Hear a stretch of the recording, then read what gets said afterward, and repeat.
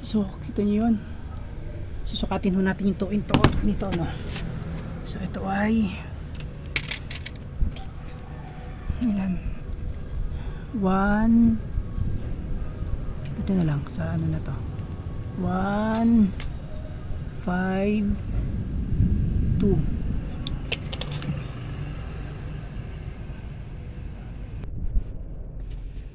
So 152 ho itong harap, ano, 152 cm.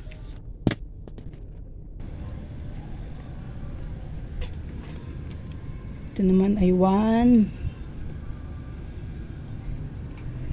nakaano din sa likod, bali likod na part ho ng gulong na to. Ito ay 150, ano yan.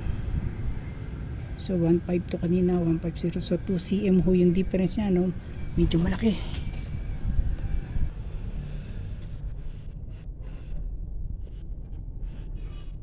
Ito ay 150, no?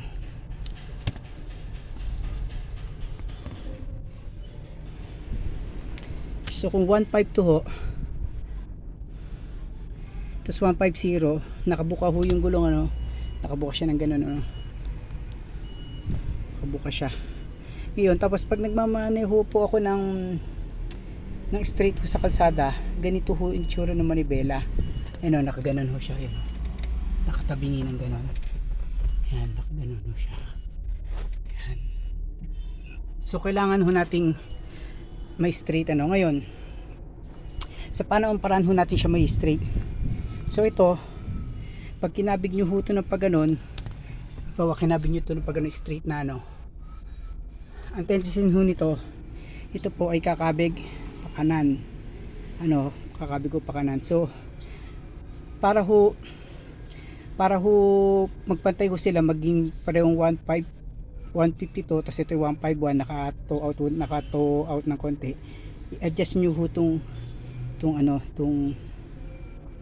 i-adjust nyo ho yung isang gulong ho, i-adjust nyo yung isang gulong ho na in such a way ho na pumasok ho, no? Ito ipapasok ko natin to papaloob, ano ho, kasi kakabigo ng konti yung gulong, eh.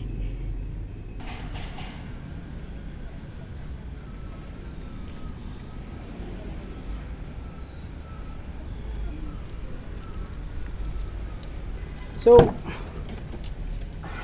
ulitin ko na lang ho, kasi hindi ko sure kung nakuha ko kanina, eh. So ito siya ay 152, ito ay 150 ho, no, cm.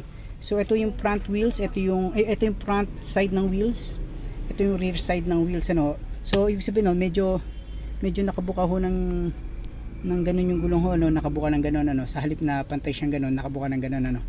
So ang manibela ko ay ganito ho ang itsura pag ako ay nagmamaneho. So papakita ko po sa inyo,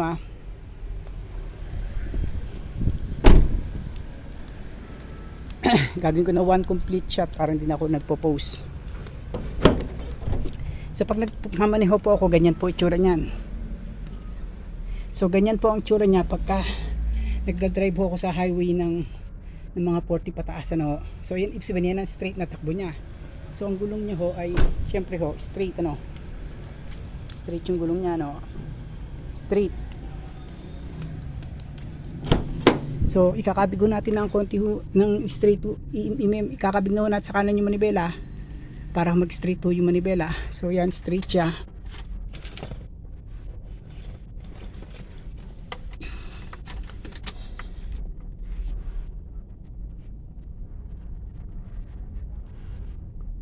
Yan, straight na ho siya.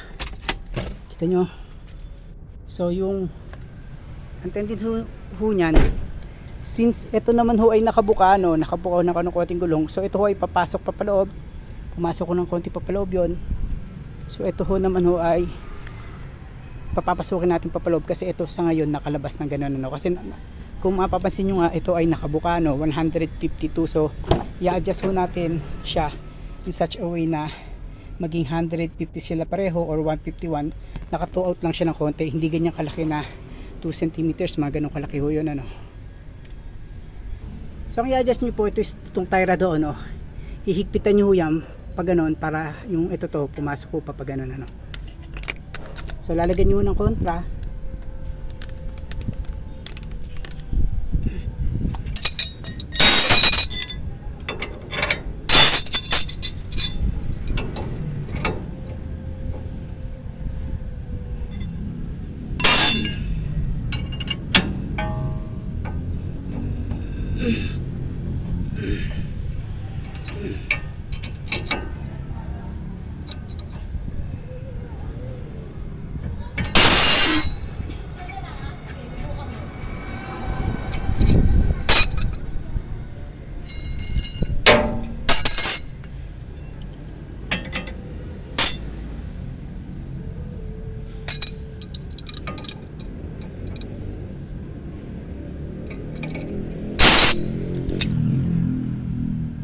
So yun, nakita nyo ho yun, ano, may awang siya, no? May awang siya. So pipitin nyo sa such a way na yung awang ho ay mawala.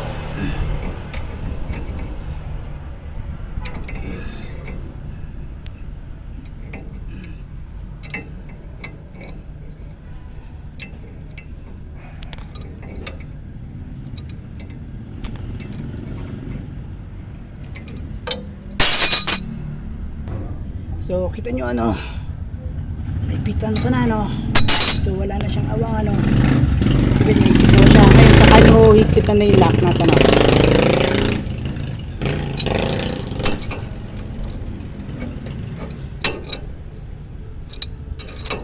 Ganon.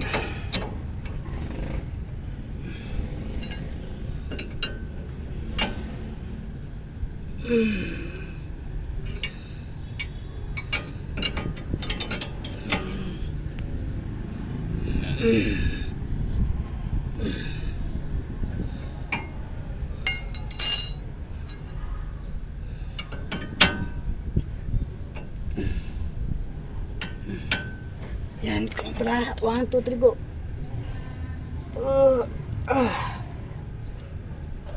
Okay. May pito po yan. Hindi ako pwedeng umiri ng marami dahil ako may sakit sa puso. So susukatin uli natin ho yung into at ho, ano. Yan. So yun na, sukatin uli natin, ano. So kailangan iisa reference point nyo. Ang reference point ko ay ito, no. Ito. Yan. Ito ang reference point ko. Itong ano yan.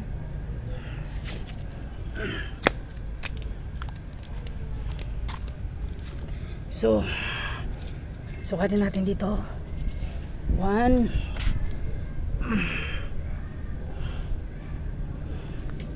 yan, 150.5.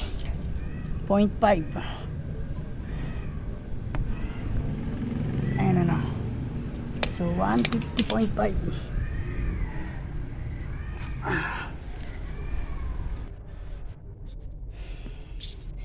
So ito na yung bago ngayon, 150.5.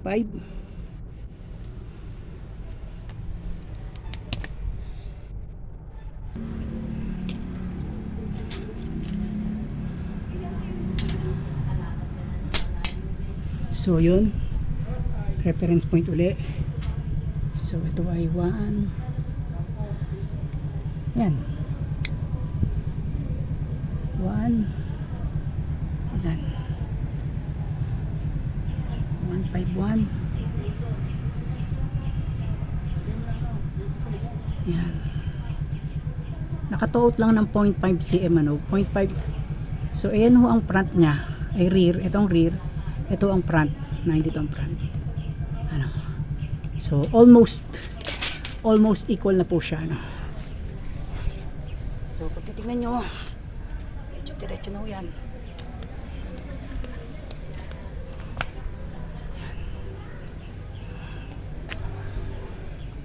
Tapos nakadiretso rin yung manibela.